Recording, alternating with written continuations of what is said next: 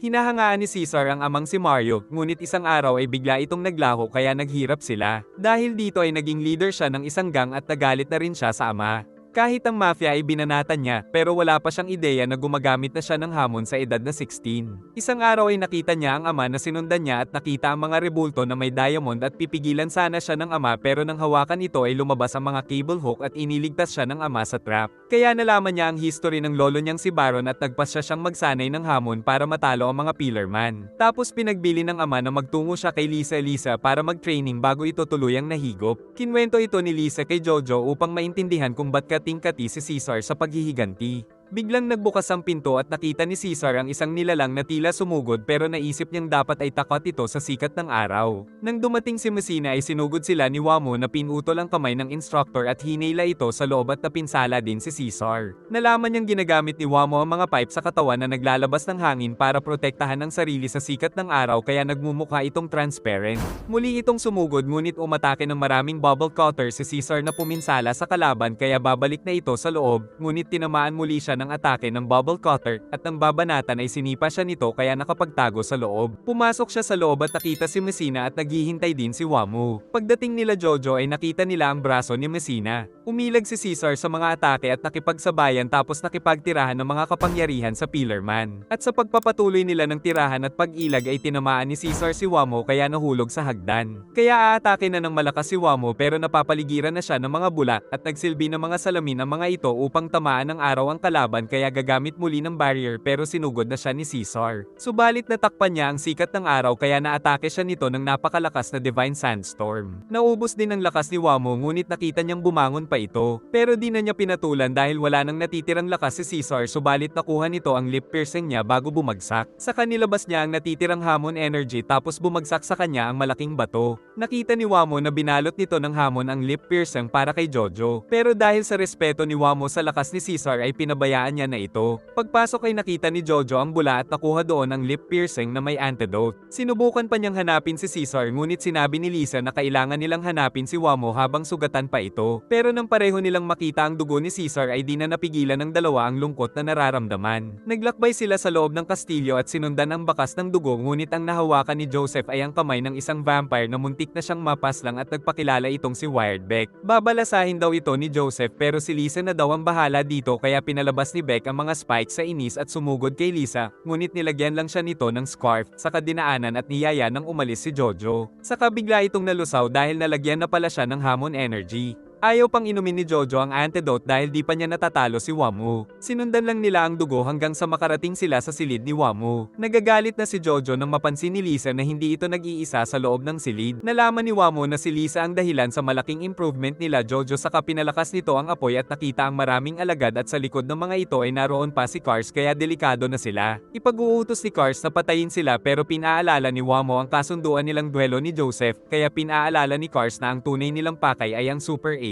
Habang nagsasalita si Joseph ay naglalatag na ito ng trap. Sinabi ni Lisa na kung papatayin sila ay sasabog ang bomba na inilagay niya sa redstone. Saka nagdemand pa si Lisa na magkaroon na lang sila ng patas na duelo bilang mga mandirigma at ang premyo ay ang Redstone of Asia. Napahanga si Joseph sa negotiation skill ni Lisa dahil pumayag ang mga Pillarman pero si Wamo ang pumili ng lugar. Pero pinapaiwan si Lisa habang si Jojo naman ang kukuha ng bato. Dinala niya si Messina upang iligtas ito. Kinuha niya na ang bato na wala namang bomba dahil niloko lang pala talaga ni Lisa ang mga Pillarman. Ngunit nagtaka siya nang makita ang litrato doon ng lola at meron pang isang baby. Nagtungo na nga sila sa stadium at pinakita ni Jojo na tunay ang kanyang dinala. Pinakita ni Jojo ang litrato kaya sinabi ni Lisa na siya ang baby kaya nalaman na 50 years old na pala ito. Nagsindi sila ng torch na parang sa Olympics. Saka sinabi ni Lisa na si Strizo ang nagpalaki sa kanya pero wala na silang oras para pag-usapan ito dahil yumayanig na sa pagdating ng mga vampira na kabayo na gagamitin sa duelo nila Jojo at Wamo. Nag-alala si Joseph dahil mga vampire horses ang gagamitin. Kaya pinakita ni Irina na maaari niya itong makontrol. Ngunit napakalakas na ng cheer ng mga vampire kay Wamo. Saka ipinangako ni Joseph na sa kanya iinumin ang antidote pag natalo niya na si Wamo. Napakataas ng tensyon sa paligid bago pa magsimula ang duelo. At ang liwanag ng buwan ang naging hudyat ng simula nila. Nang magsimula ay di makaalis si Wamo dahil nilagyan pala ng mga bato ni Joseph. Nakaalis na rin si Wamo pero nakakuha na ng martilyo si Jojo at muntik pang mabatiwan buti ay kumapit sa singsing. Pero sinadya pala ni Wamo na magpahuli. Nilagyan ni Jojo ng hamon ang martilyo ngunit kumuha ng poste si Wamo at binalibag sa bida na napilitang tumalon at sasagasaan na ito ng mga kabayo pero pinalo niya ang harness upang makaakyat sa kabayo. Ngunit naglaho si Wamo at nahuli ang kanyang paa pero boots niya lang ang nakuha nito, saka pinalo niya ito ngunit bigla siyang inatake ng napakalakas na Divine Sandstorm at nahulog sa kanyang kalesa. Akala ni Cars ay patay na si Jojo kaya binigyan niya na lang ng lason si Lisa dahil ayaw niyang lumaban sa isang babae. Pero nagulat sila nang si Wamo pa pala ang mas napinsala sa ginawa nito. Dahil bago pala siya tamaan ng Divine Sandstorm ay nilagyan niya ito ng tela na may hamon. Kinabahan ng mga tauhan dahil ngayon lang nila nakitang nahihirapan si Wamo. Pero kahit nasira ang mga braso ni Wamo ay naglabas pa rin ng mga bagong weapon sa utos ni Cars. Nagulat sila dahil binulag ni Wamo ang sarili dahil naloko ni Joseph ang kanyang paningin kaya gagamit na lang siya ng pakiramdam. Pinili ni Jojo ang malaking crossbow pero napakatigas nito. At maliit naman kay Wamo na tinamaan ng isang kabayo niya. Habang sinusubukan ng malaking crossbow ay nagtago siya sa apoy upang di siya maramdaman ni Wamo, subalit tumira ito at pinabanda sa ring hanggang sa tumama kay Joseph na nahulog pero aksidente niyang naikasa ang crossbow. Pero meron siyang internal damage kaya di siya makahinga. Nang malapit na si Wamo ay umatake si Jojo pero di tumama kaya pinagtawanan ng mga kalaban. Nagmakaawa na si Jojo kaya akala nila ay talo na ito. Pero hinihintay lang pala nito ang rebound shot na ng buta sa katawan ng kalaban. Tapos pinilit niyang makagamit ng hamon upang puntiryahin naman ang legs nito. Di makapaniwala si Wamo na natalo ang 12,000 years old niyang katawan kaya sinakal nito ang bida gamit ang naputol na kamay. Saka nag-ipon ito ng matinding hangin bilang huling alas. Kaya nagkaroon ng mga wind razor upang hiwain si Jojo. Pero nag-alala si Cars dahil di din kinakaya ng katawan ni Wamo ang sariling teknik. Nang malapit na kay Jojo ang wind razor ay inihagis niya ang oil na nahiwalang agad. Kaya inihagis niya ang bandana ni Caesar na nagkapira-piraso lang agad. Akala ng lahat ay talo na si Joseph pero hinigop din ng pipe ni Wamo ang mga oil pati ang nag-aapoy na bandana, dahilan upang sumabog ang katawan ni Wamo. Pero sa halip na tapusin ay binigyan niya pa ito ng dugo upang di ito masyadong masaktan bago masawi. At sinabing pasasalamat ito ni Jojo dahil pinabayaan niya ang piercing mula sa bandana ni Caesar. Biglang sumugod ang mga vampire kaya ginamit ni Wamo ang crossbow upang pigilan ang mga ito. Dahil iginagalang ni Wamo ang resulta ng labanan ng mga magigiting na mandirigma.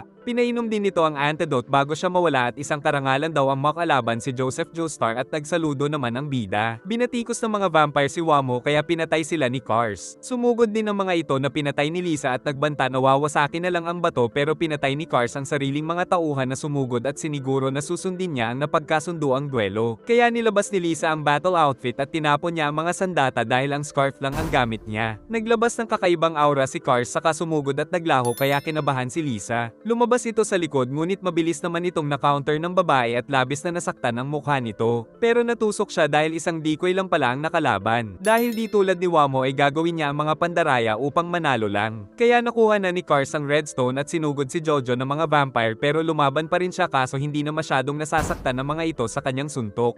Biglang naglaho ang mga ito dahil dumating ang German Army kasama ang Speedwagon Special Forces. Ginamit ni Stroheim ang UV laser sa mga ito at ganun din ang iba pa nilang kasamahan. Nagagalit si Joseph dahil di ito lumaban ng patas pero wala itong pake. Tapos itinali pa nito si Lisa at saka inihagi sa mga spike kaya agad na pinigilan ni Joseph ang lubid at nag-alala sila Speedwagon sa nakita dahil lumalapit na ang kalaban habang hawak ng bida ang lubid. Dumulas ang kamay ni Jojo kaya kinabahan sila para kay Lisa. Di rin makatulong si Stroheim dahil napakarami niyang kalaban na vampire. Umatake pa si Jojo kaya nahiwa lang ni Cars. Pinagbawalan ng kalaban na atali ni Jojo ang lubid. Pero sinunog nito bigla ang scarf para sa bagong pakulo. Umatake si Cars ngunit nakakailag lang sa kanya si Joseph. Kaya puputulan daw nito ang lubid pag umilag pa siya ulit. Pero sumugod pa si Jojo kaya pinutol na ni Cars ang lubid, ngunit di niya inaasahang nakatali na ito sa kanya dahil inihanda na pala ito ng bida at ang pagsunog sa scarf ay isa lang distraction. Tapos umakyat si Jojo gamit ang scarf at ginamit ang naipong hamon energy sa katawan kaya naputol niya ang blade ni Cars. At dahil sa pinsala ay ito pa ang unang nahulog sa mga spike. Ngunit tumalon ito upang umalis sa mga spike. Nailigtas na ni Joseph si Lisa. Nagtataka si Smokey kung ba't di pa rin nila sinasabi na nanay ito ni Joseph. Sa nakaraan ay napangasawa ni George si Lisa at naging anak nila si Joseph. Si George daw ay isang pilot sa World War II. Akala nila Speedwagon ay naubos na nila ang mga vampire pero may isang nakaligtas na nagpatuloy sa pagtatago. Sa di malamang dahilan ay naging commander daw ni George ang vampire. Pero natuklasan din ni George ang lihim nito kaso inunahan na siyang patayin nito. Sinabi daw ito ni Speedwagon kay Lisa pero imbis na umiyak ay sumugod pa ito at pinatay mismo ang vampire. Pero dahil di alam ng mga tao ang tungkol sa mga vampire ay naging kriminal siya dahil sa pagpatay sa commander kaya pinagtakpan siya ni Speedwagon at nagpanggap na namatay saka nagtago sa ibang bansa. Ayaw daw sana nila Lisa at Irina na sumali sa labanan si Joseph dahil marami na ang nasasawi sa kanilang pamilya kaya naiyak si Smokey sa kwento. Inihanda nila Stroheim ang UV laser kay Cars ngunit sinuot na pala nito ang Super Asia kaya nang tamaan ito ng UV ay inabsorb lang ito ng bato at nagliwanag ang buong katawan ni Cars. Saka bumangon ito na parang walang nangyari. Kinabahan ng lahat sa nasaksihan dahil parang bago na ulit ang katawan ni Cars. Kabado ang lahat at tumingin sa paligid si Cars at ginaya ang nakitang squirrel na inisip ni Smokey na cute. Pero isa pala itong evil squirrel na kalaunan ay pinagpapatay ang maraming German soldier. Nakita nilang namamanipula nito ang buhay. At nang magliwanag ay nagsimatayan ng napakaraming vampire pero si Cars ay tila isang Diyos na napagtagumpayan na ang araw kaya naisip nila na katapusan na ng sangkatauhan. Pero meron daw plano si Jojo kaya nagkaroon sila ng pag-asa pero plano niya lang palang tumakbo kaya nagpanik si Smokey. Nagpatubo si Cars ng mga pakpak at hinabol ang bida kaya tumalon sa bangin at pagdating sa baba ay pinapagtago niya si Smokey dahil siya lang ang pakay ni Cars. Saka muling tumalon si Jojo sa bangin. Pero naglabas ito ng fighter jet mula sa mga German at nakipaghabulan siya at sinasalubong pa ito ng villain. Pinagbabaril din ito ni Joseph kaya pinatigas nito ang balahibo na nagsilbing shield sa mga bala at napakarami ang tumama sa fighter jet kaya nawalan ito ng power. Pero muling nakabawi si Jojo at tumakbo siya pero hinabol pa rin ito sa ibabaw ng mga ulap. Kinontak ni Speedwagon si Joseph upang tulungang magplano at naisip naman ng bida na dalhin ito sa magma pero labis na nag-alala si Speedwagon ngunit nagpatuloy pa rin si Jojo kaya natakot ang matanda na mamatay din ito ng maaga katulad ng mga ninuno. Bigla siyang kinagat dahil naging mga isda ang mga balahibo ni Cars na winawasak na ang cockpit ng jet tapos dahil sa octopus ay sumabog ang makina nito kaya nagsimulang umembang. Kaya napilitan siyang mag-parachute. Agad itong inatake ni Cars pero isa lang itong decoy dahil nakasakay pa rin ang bida na handa nang mamatay basta madala lang sa magma si Cars. Pero makakatakas daw ang villain ngunit pinigilan siya ng kamay ni Stroheim, sa kaniyaya ng German si Joseph na tumalon hanggang sa tuluyan na itong sumabog kaya naisip ni Speedwagon na patay na si Jojo pero nailigtas ito ng German na nawasak ang katawan sa impact. Habang si Cars ay nahulog sa magma kaya katapusan na nito, nakita nila kung paano masunog si Cars na sinubukan pang gumawa ng armor, subalit di pa rin ito umubra at tuluyan itong sumabog kaya nagsaya sila Jojo. Ngunit nabiyak bigla ang lupa at naputol ang kamay ni Jojo. Dahil nakaligtas pa rin si Cars gamit ang armor nito. Nakita ni Stroheim na bubble armor ang ginamit ni Cars na mabilis na nagre-regenerate upang di ito maubos ng magma saka nito hinukay ang lupa hanggang sa makarating kay Jojo. Libo-libong taon ang nakalipas nang una silang mag-evolve pero kahinaan nila ang araw kaya nanirahan sila sa underground. Bibihira ang magkaroon ng sanggol dahil bihira rin naman silang mamatay. Ngunit nang ipanganak si Cars ay gumawa ito ng stone mask upang makayanan na nila ang sikat ng araw. Pero natakot ang mga kasama dahil mas marami siyang nakukonsumo na buhay kaya nagpasya ang mga ito na wasakin ang mask. Pinagtulungan siya ngunit napatay niya ang lahat ng mga kalahi. At kasama ang isang kaibigan ay dinala nila ang dalawang baby. At ang kapangyarihang minimithi ay nakamtan niya na sa ngayon. Naisip ni Stroheim na sumuko dahil parang naging isang Diyos na ito ngunit umatake pa si Jojo kaso pinatalsik lang siya ni Cars at nagsimula rin siyang masunog ng napakasakit para ay paranes ang nararanasan ng mga Pillarman sa araw kaya naisip ni Jojo na katapusan niya na. Gumamit din ng sariling hamon si Cars upang tapusin siya pero iniharang niya ang Super Asia na nakuha na pala niya sa kalaban. Dahilan para ma-amplify ang atake na tumama sa bulkan, kaya napasabog nila ang bulkan at tumalsik sila ng napakataas, gayon pa may lumipad si Cars pero pinigilan siyang makatakas ng naputol na braso ni Jojo kaya tinamaan ito ng mga bato sa katawan, at dahil sa lakas ng air pressure ay tinulak ng mga bato si Cars patungo sa kalawakan. Ngunit nagsimula ng mahulog ang bato na kinaroroonan ni Jojo habang pinagmamasdan siya ni Stroheim sa ibaba.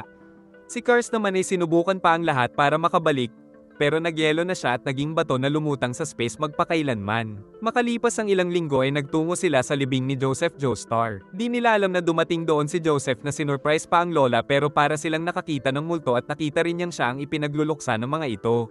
Saka dumating si Suzikyo na asawa na pala nito. Kinwento ni Joseph ang mga nangyari na di pala nalaman ng pamilya dahil nalimot ni Suzy na magpadala ng telegram kaya kakalikutin siya ni Joseph gamit ang mechanical arm pero masaya ang lahat nang makita siya. Si Liza ay nakapag-asawa ng bago at si Irina ay nagpatuloy sa pagiging teacher at namatay ng payapa sa edad na 81 kasama ang buong pamilya. Si Speedwagon ay nagpatuloy sa pagtulong sa pag-unlad ng agham at namatay siya sa edad na 89 sa heart attack. Si Smoke ay nag-aral ng mabuti at naging unang black na mayor ng Georgia. Si Stroheim naman ay namatay sa World War II. At makalipas ang 50 years ay nasa airport si Joseph upang puntahan ang kanyang anak na si Holly sa Japan.